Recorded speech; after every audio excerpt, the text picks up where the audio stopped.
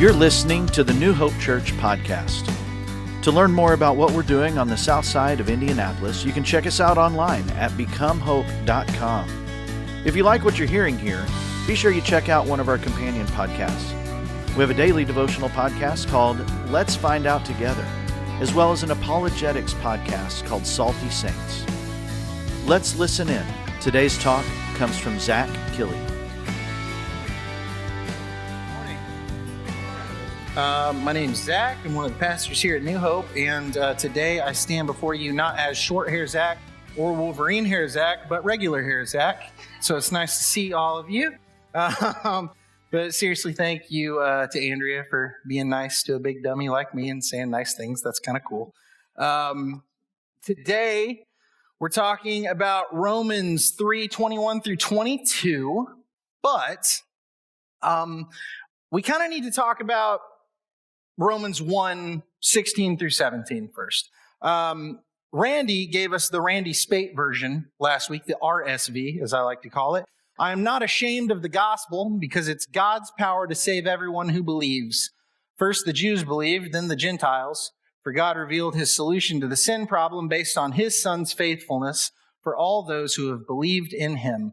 Like it is written, the one who is justified by faith will live. The reason we're talking about that to start off is everything Paul's talking about in 3:21 through 26 is really building on that argument that he started to build in 1:16 through 17. And before we get going here, I want to say that, at first glance, you can read this that quick and just be like, okay, great, awesome. But when you really start to break this down, this passage we're about to go through, there's a lot to it, and we've got to unpack that. And I have done that with the help of a really great commentary by Great House. I've listened to several Mike Winger teachings on this, and I think they both got some really great insights. So I'm going to steal some stuff from them. That's why I'm saying that up front. But they did a really good job unpacking it, and I'm going to add a few things of my own. But we're going to do that verse by verse, or a couple verses at a time. And we're going to start with Romans 3:21 and 22. It says this. But now, apart from the law, the righteousness of God has been made known, to which the law and the prophets testify. This righteousness is given through faith in Jesus Christ to all who believe. There is no difference between Jew and Gentile. What does that mean? Apart from the law, the righteousness of God has been made known. We saw the righteousness of God reflected in the law, but now apart from the law, it's being made known. Okay? He goes on to say that this is all testified by the law and the prophets. Okay, well, what's that mean? Well, I got a little letter in the mail 2 weeks ago, and I've been requested to serve for jury duty. Okay? You can all be sad for me. Pray for me, please. November 30th, I get to go sit and be on jury duty. It was actually in the middle of our honeymoon, and I had to switch it. It wasn't good. But it's November 30th now, so that's cool. But I'm going to have to go, and I'm going to sit in a courtroom, and I'm probably going to sit in a little panel with other jurors, and there's going to be a case laid out by a judge because somebody has supposedly broken some law. And then what we may have are witnesses. Now, what a witness is going to do is say the guy is in trouble because he has supposedly stolen a candy bar. The witness will come in and say, yeah, I saw that guy steal that candy bar at this time of day. He was wearing this. It totally happened. Or, no way, I was there. He came in. He was nice as could be. He didn't steal a candy bar. Okay? The witness is going to testify to something. And so that's what this is. This is kind of a courtroom scenario that Paul's laying out for us. That the law and the prophets testify that they are witnesses. And what are they witnesses of? They're witnesses of a couple of things. They're witnesses of one, our guilt. That we stand before a holy and perfect judge, and we are guilty. That's the first thing they testify to. The second thing they testify to is the righteousness of Jesus Christ. Okay? Well, you may be asking, well, how? How do they do that? How do you even know that? What is the law? What are the prophets? Well, when you say the law and the prophets, that's a really simplistic way of saying the Old Testament. It's breaking it down and saying, well, here's what the Old Testament is. The Old Testament is the Pentateuch, the first 5 books of the Bible, the law, and then you got some historical books and the prophets. It's the law and the prophets. And you got to think, in Jesus' day, there isn't an Old Testament and a New Testament.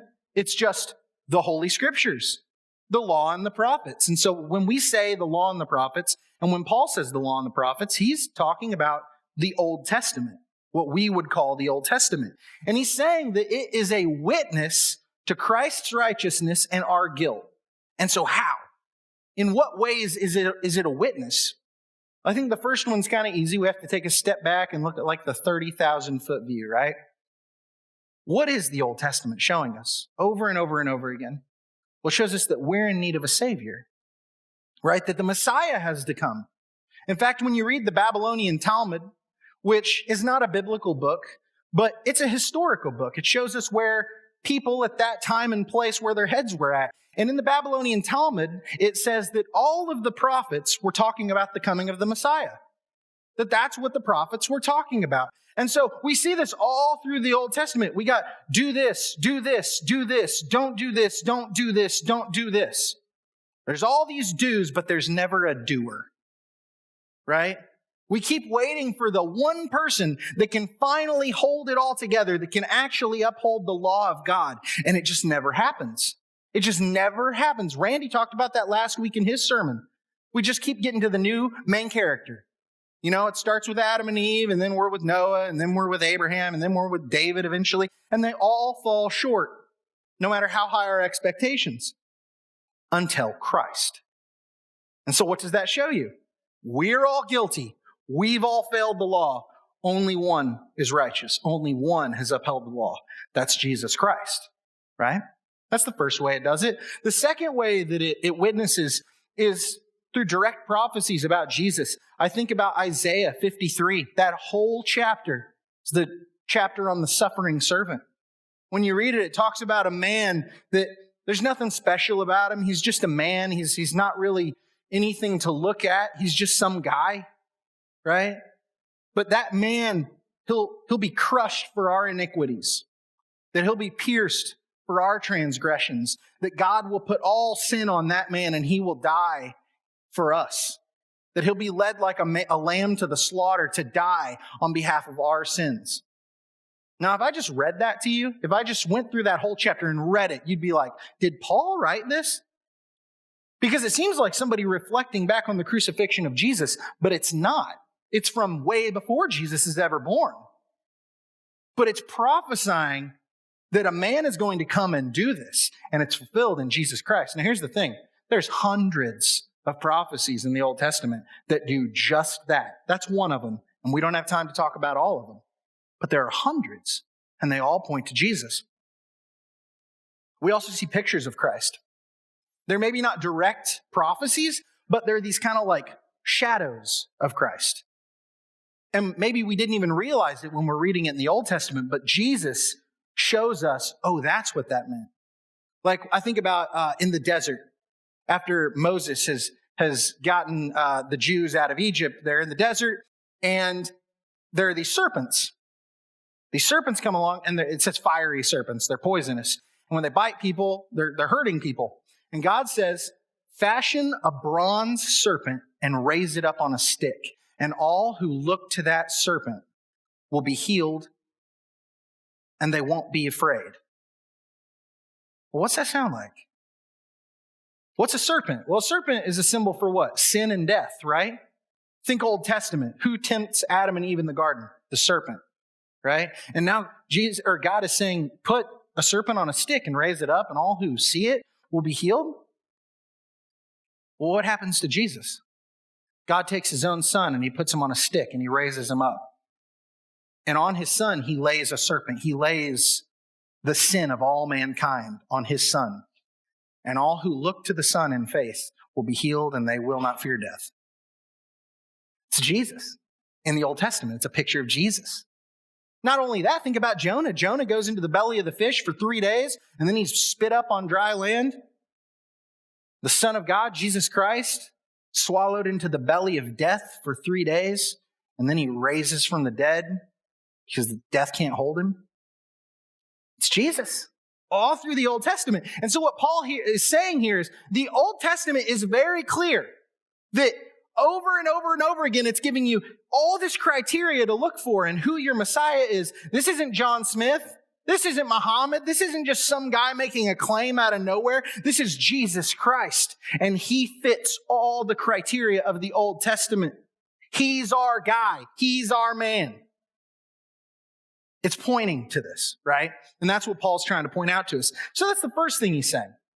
But if we go on, we go to Romans 3:23 through 24. He says this, "For all have sinned and fall short of the glory of God, and all are justified freely by his grace through the redemption that came by Christ Jesus." What's that mean? It means we're all really bad people. We like to think we're good people. Paul's saying, no, you're not. You're all really bad people. So let's just get that out of the way. Not one of you is good. Not one of you is righteous. All have sinned. All have fallen short of God's standard. All have fallen short of the glory of God. And so he's saying, you are justified freely. Justification. Big churchy word. What's that mean? It means that you're made just. Right? Comes from the word justice, right? Just, justified, justice. The idea that if you do something wrong, then it has to be made right. Or you have maintained being right. But if you're just, it means you have a deep sense of justice. That you are made right. That you are made whole. Think of it like this. Say you've killed someone. You've robbed people. You've stolen. You've whatever. And you stand before a judge, and the judge looks at you and says, hey, this is your record, and because of your record, you deserve this much jail time. You deserve the death penalty, so we're going to put you on death row. All that needs to happen. But tell you what, I'm just going to go ahead and wipe that slate clean. You're good. And you didn't do anything to deserve it. You don't deserve it. You're just good. You're just made right now. So you can go. That's what's happening here with the term justification. You are legally made right before God. And it's done freely. You can't buy it. You don't deserve it. So the question is, how is this possible? Why? What happened that we're justified? Well, it says, through redemption by Jesus Christ. Well, we're on to another big churchy word, and you're going to notice we have a few of those today. What's redemption? What's that mean? What's it mean to be redeemed? I hear that all the time. I've probably even said it, but what's that mean? It means you were a slave. It means that you sold yourself as a slave to sin. That maybe it was for power, maybe it was for pleasure, maybe it was for status, whatever.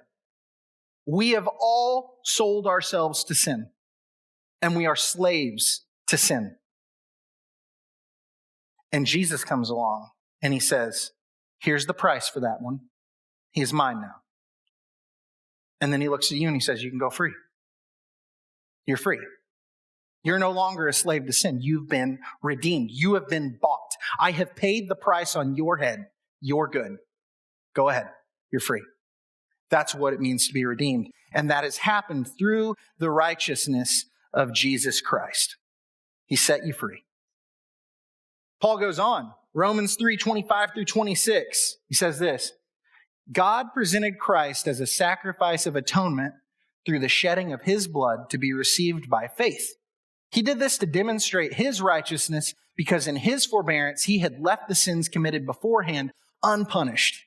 He did it to demonstrate his righteousness at the present time so as to be just and the one who justifies those who have faith in Jesus. That's a lot to unpack. That's wordy. That's a mouthful. It's really easy. Like, man, I have to read over passages like that over and over and over again before they really click. So what is that talking about? It's the sacrificial system. It's the Old Testament. We think back to the Jews. God set up a system for his people, Israel, the Jews, that when they sinned, they were to go make a sacrifice to God for that sin. Because God was trying to show Israel that sin brings death. that the penalty, the wage, the price for sin is death. And so over and over and over again, Israel, these Israelites, these Jews would bring these sacrifices and they would drag it out to the altar and they would bring it before the priest of God and they would put it on this altar and it would be sacrificed. And that animal's blood was shed for that person's sin. But the problem is that didn't work. It didn't really save them because the law was never meant to save us. The law was meant to show us our need for a Savior. The life of an animal is never going to be worth the life of a man. How can an animal's blood pay for my sin? That doesn't make sense. But it shows me the importance of sin. That sin made that poor innocent animal die because of my selfishness, my inward focus caused that animal to die. That's what God's trying to make people understand. And so the question is why? Why does that have to happen? Why does there have to be a sacrifice for sin? Why can't God just say, well, let's just not do that. Let's just not make anybody pay for their sins. We'll just say, you're good. Everybody's good. Don't worry about it. Remember I talked about the judge earlier, how the judge has the ability to look at you and just go, you don't have to serve that. It's cool. Well, God could do that, but then he wouldn't be very just, would he? See, think about it. If we had a judicial system, if all of our courts were headed up by these judges, that every time somebody had committed a crime, they walk in and the judge is like, don't worry about it. Get out of here. You're good. What does that do? That's not just. That's not justice. That's not right. I mean, I'm sure the criminal's very happy about it, but it's not right. And God is infinitely just. He's infinitely right. So he can't not do this. Somebody's got to pay. So the question is, who's going to pay? And the answer is Jesus Christ. You see, God, he held back his wrath on us. That's what it says. It uses that big fancy word forbearance. What that means is God in his patience withheld his wrath from us. Because he would have been completely right, he would have been completely justified had the first time any of us sinned, he just went, bam, and you're dead. That would be fine. He can do that because we're the bad guy in this story and he's the only good guy in this story. And he'd be completely right in killing us the moment we sinned. But he didn't because he loves us. He was patient with us. And so he holds back his wrath. Earlier in Romans, it almost sounds like he's storing that wrath up. He's putting it away for a later time. So what's he do? He pours out that wrath on his son to spare us. So he's just and he's the justifier. What's that mean? How can he be both? He's just, right? We just said justice means we're sinners, we deserve to die. Every single one of us deserves death because of our sin. And so God, to be just, would have to kill all of us. But then on the other hand, it says, but he's the justifier, which means he makes us right and he wipes our slates clean. And he says, you've been made righteous before me. You're good. How can he do both? Jesus Christ. That's the answer. That's why Jesus had to die. Jesus had to die to make us right. Because had Jesus not died, God would be forced to be only just. There would be no option to justify. Because had he made us right, nobody would have ever paid the price and he wouldn't really be just. You see what I'm saying? It's a problem. Jesus had to die. So then the question is this, and this is the big one. This is the big question. I've asked myself this question so many times. Growing up, it never clicked with me. I could never understand what it was about the death of Jesus that made us right. What was it about the death of God that fixed us? That's a huge question. And I recently heard Paul Washer talking about this. He's a pastor.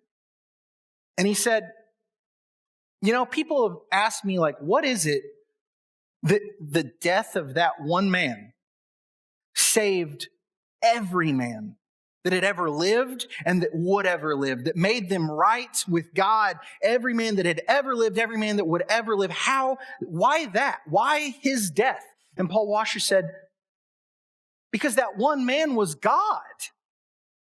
He said that's the only way it makes sense. He said that the life of that one man is infinitely more valuable than all the lives of all men ever combined. That if you took every person that has ever lived and that will ever live, and you add that all together and you see the value of those people, if you add that all up and set it next to Jesus Christ, there is no comparison. He is infinitely valuable, and we are not. But he makes us right because he loves us. The infinitely valuable God did a whole bunch for us. You see, we were guilty. We were on trial. That's the first thing Paul's telling us. You stood in front of the God of the universe, the ultimate judge, and you were guilty, and you deserved death. And he said, and you sold yourselves as slaves to sin out of your own greed, out of your own personal pursuits. You gave your life away to the devil.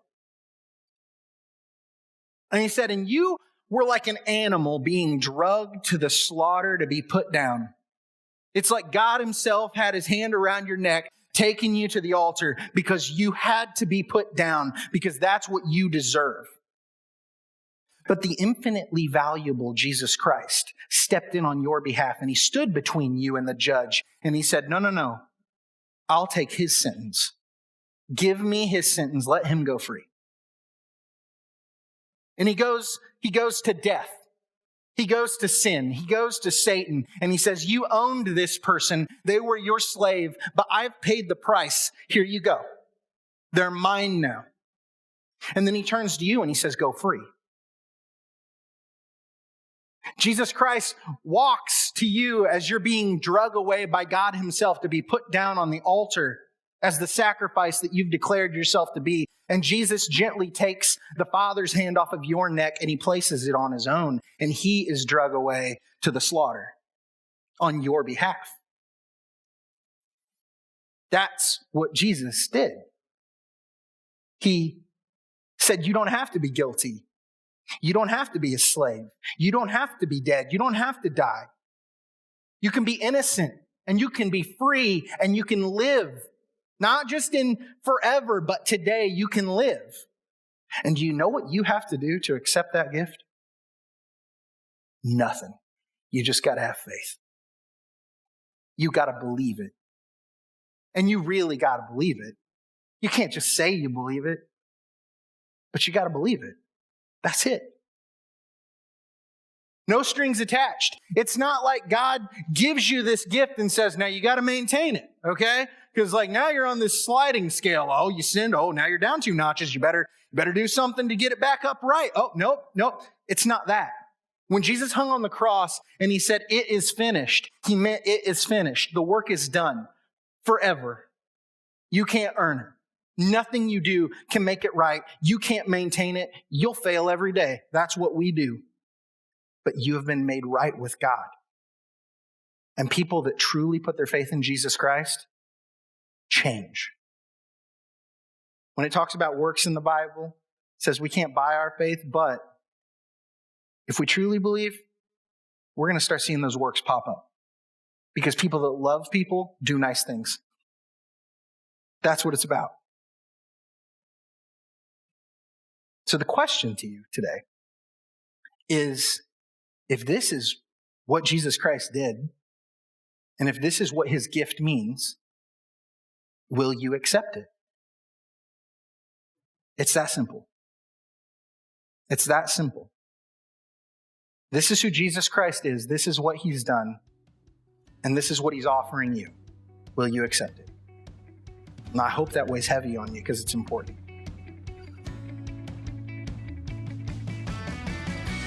Thanks for tuning in to the New Hope Church podcast. If you would do us a favor and like or subscribe on your favorite platform, we would really appreciate it. Also, if you happen to have any questions, feel free to reach out to us at questions@becomehope.com. Have a great week and know that we are praying for you as you seek to be Jesus in every corner of your world.